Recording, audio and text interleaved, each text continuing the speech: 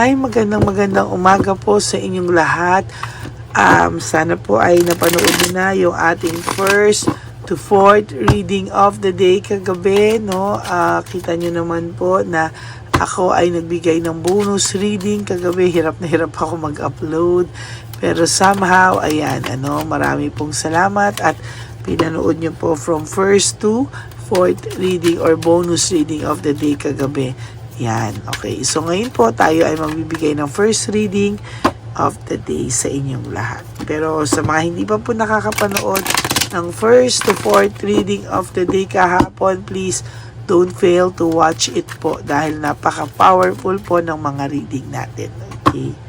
Bago po sana kayo tumalon sa reading na ito, please make sure na napanood nyo na po yung mga readings kahapon.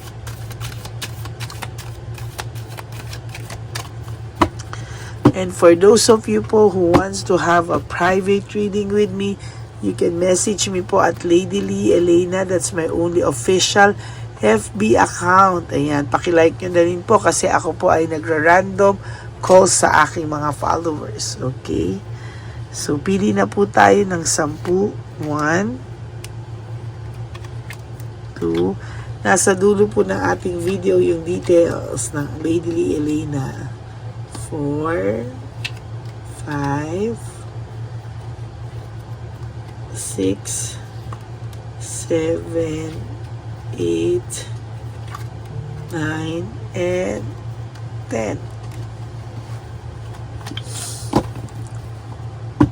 Gusto kong gamitin ka-partner nito ngayon ang Black card.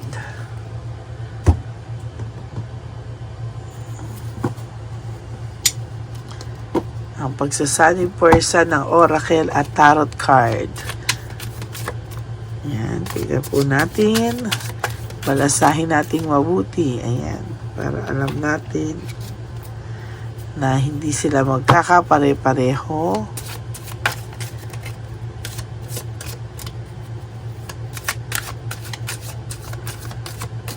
Okay.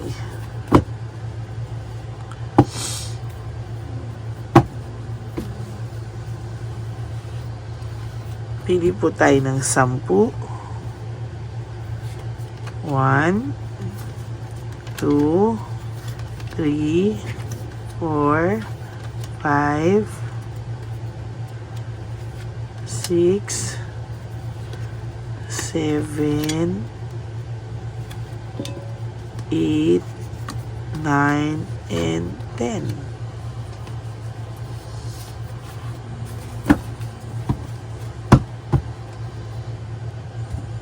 Ang pagsasanib puwersa ng dalawang baraha.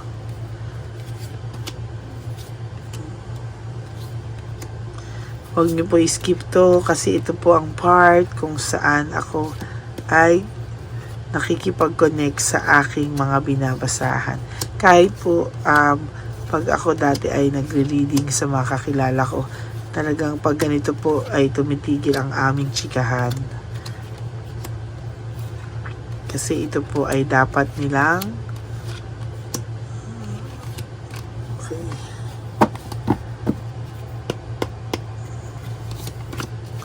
Nako, kagabi pa to.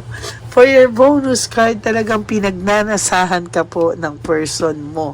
Talagang sa nakikita ko po talaga ay nagnanasa ito sa'yo. Kagabi pa po ito. No, nabubunot ko po yan kagabi pa. Talagang namimiss po ng person nyo yung inyong pag-union yan, pag-iisang ano ba to sasabihin ko, no? Talagang namimiss ka po niya sexually, kung ano po yung relationship nyo sa sexual relationship nyo. Namimiss niya po kung how you kiss him or her, how you hug, how you perform. Namimiss po niya talaga, no? Kaya lang po, alam niya po nga sa ngayon, hindi niya na muna matitikman yan dahil kayo ay naghiwalay o wala na po kayo. Kaya hanggang pagnanasa na lang muna siya sa ngayon. Oh my God.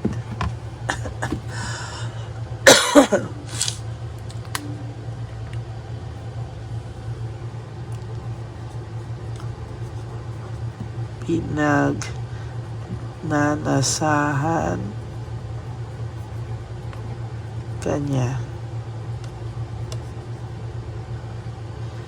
Pero hanggang sa isip mo lang. Kaya po ikaw, isip niya lang muna. Alam mo po, kaya ikaw most of the time aligaga or bigla ka na lang parang maaligaga na hindi mo alam. Yan po yan, ano? Talaga pong nagnanasa po siya talaga sa'yo. Sa totoo lang, no? Talagang iniisip ka po niya, kaya minsan naiiyak ka pa, minsan naiisip mo pa siya out of nowhere, bigla mo pa rin siyang maiisip. Why? Because ayan po, pinagnanasahan ka po niya talaga, no? Sabi niya, nagsimula nang naghiwalay kayo, nabunot ko rin to kagabi sa bonus, no? Why do I feel so lost? Talagang ang taong ito po ay hirap na hirap sa ngayon, na feeling niya po wala siyang direksyon. Feeling niya po hirap na hirap siya sa mga oras na ito, no? He feels na wala siyang patutunguhan. He feels na magulo pa din ang buhay niya. He feels na wala pa ring direksyon. At he is just surviving every day to live, no? Yan po yung kanyang pakiramdam. Pinilalabanan niya lang po. There's willpower. Nilalabanan niya lang po. And somehow, gusto niya pong, ang mangyari po ay gusto niya pong,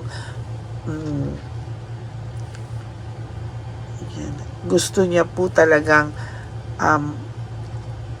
maramdaman, no? Gusto niya pong maramdaman yung, paglaban niya sa buhay, no? Na somehow, ay, maipakita pa rin sa iyo na okay siya, mapakita pa rin sa taong okay, pero sa totoo lang po, hindi na po talaga ito okay. I am afraid to lose you. Natatakot din po talaga siyang mawala ka totally, no?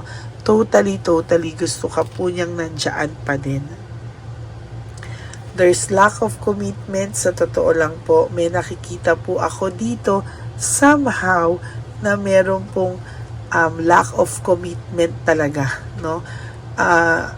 Sa karelasyon niya po ngayon, hindi niya po maibigay kung ano po yung naibigay niya rin naman sa iyo sa puso niya. Kung kahit nakikita mo to, nagpo-post to sa Facebook na masaya sila, etc., or nababalitaan mo, still, hindi po niya binubuhos kung ano man po sa kanyang current relationship. Iniisip niya po kasi na baka hindi pa kayo tapos. Tapos na daw ba talaga kayo? Or nag-e-explore lang kayo ng mga iba-ibang bagay sa ngayon. Napapanik siya every time na may nababalitaan siya sa iyo na parang may iba ka, or parang, alam mo yon, napapanik mode po siya, to be honest with you. Yan, no?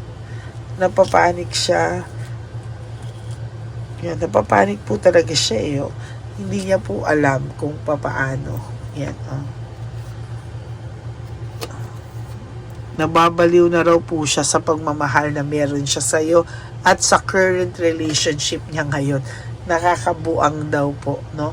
As a matter of fact, hindi niya po alam kung ano yung gagawin niya sa sitwasyon mo, sa sitwasyon niya, kay Chabilitang Palaka o kay Shokoy. Hindi niya na po alam ang gagawin. There's excess pride, no? May punishment po dito talaga na ako ay nakikita na sa totoo lang po ay meron po akong nakikita dito na kailangan ng matinding pag-iisip, no? Kailangan niya pong matalo yung kanyang pride kasi sobra na po siyang, may punishment siya, may excess pride siya, meaning kahit anong dumating na malas sa buhay niya, nilalabanan niya lang po, no? Nilalabanan niya lang po, and talaga pong sa nakikita ko, talagang pride lang ang umiiral, no? Kaya siya nakaka-survive. Pero sunod-sunod po yung dagok sa buhay nitong taong to ngayon, ano? hindi ka din po, yan ang sinasabi ko, too much pride, no?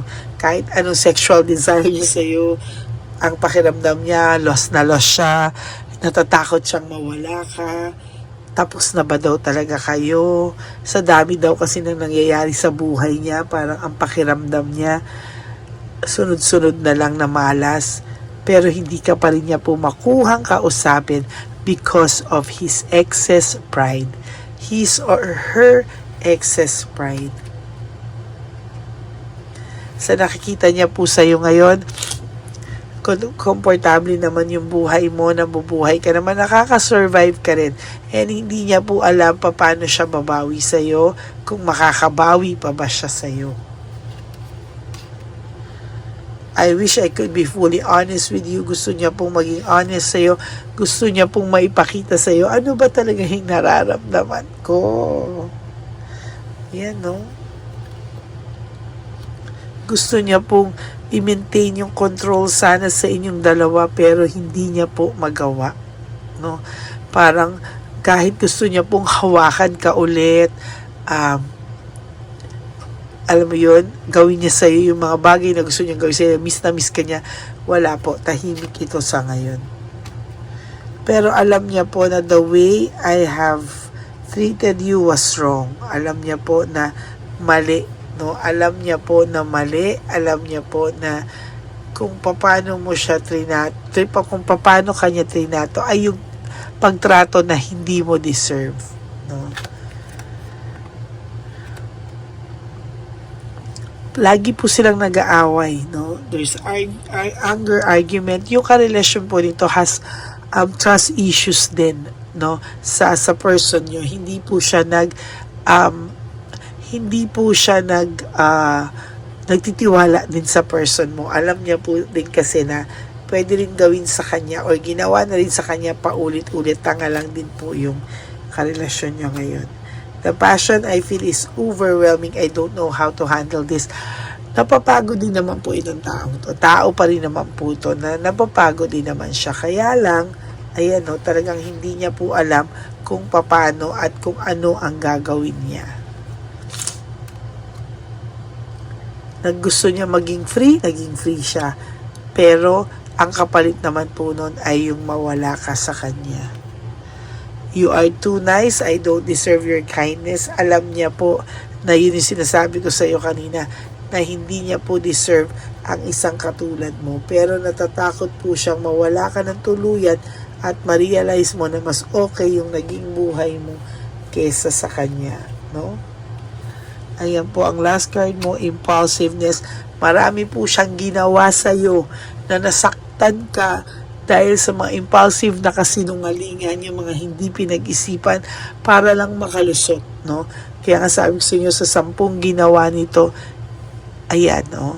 Sa 10 ginawa nito, talagang makikita natin kung ano po yung mga nangyaring consequences na wala ka talaga sa kanya because of that. Pero alam niya po na nandyan ka lang. Alam niya po na lagi ka pa rin daw nag-iintay sa kanya, no? Siya pa, lumalabas parang siya pa yung hindi ready, no? Pero yan, no? Iniisip niya po na in time, makakapag-usap kayo, in time, magagawa niya ulit yakapin ka, magagawa niya ulit lahat ng gusto niya dahil makakapag-usap kayo at papatawarin mo po siya. Ang lakas-lakas ng confidence level nito na mahal mo pa rin siya. Oh my God. Okay, so that is your very powerful reading. First reading of the day today, Friday.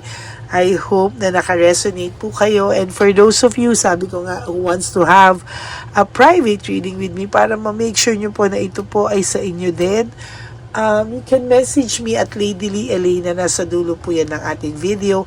Tsaan nyo po ako pwedeng ma-follow. Okay? God bless you everyone. Para po sa aking mga Lady Elena, ever solid loyalista friends, family and subscribers, I love you all from the bottom of my heart. Mahal na mahal ko po kayo. Maraming salamat po sa inyong lahat. May God bless you all. And sana po huwag nyo naman po skip yung ads. Tulong nyo na po yan sa channel natin, please. At maraming salamat po sa inyong lahat. Huwag nyo pong skip, no? From start to finish, tapusin nyo po yan para yung connection natin ganun katindi. Okay? And lagi ko pong paalala sa inyo that life is too short. Don't make it shorter by stressing yourself from all the pains and the heartaches na binigay sa inyo na kahapon. Just surrender everything to the divine universe and just let go and let God write your life and love story. I will be back for another set of reading. Huwag po kayong malulungkot. Hindi ko po kayo iiwanan. Nandito lang po ako at magbibigay po ako palagi sa inyo ng general reading for today. Okay? Maraming pong salamat sa inyo. Have a happy heart, everyone. God bless you. And wag po kayong malulungkot today. Laban lang po tayo. And always good vibes lang po tayo. Okay? God bless you, everyone. I love you all. And I will be back for our second reading of the day today. Bye!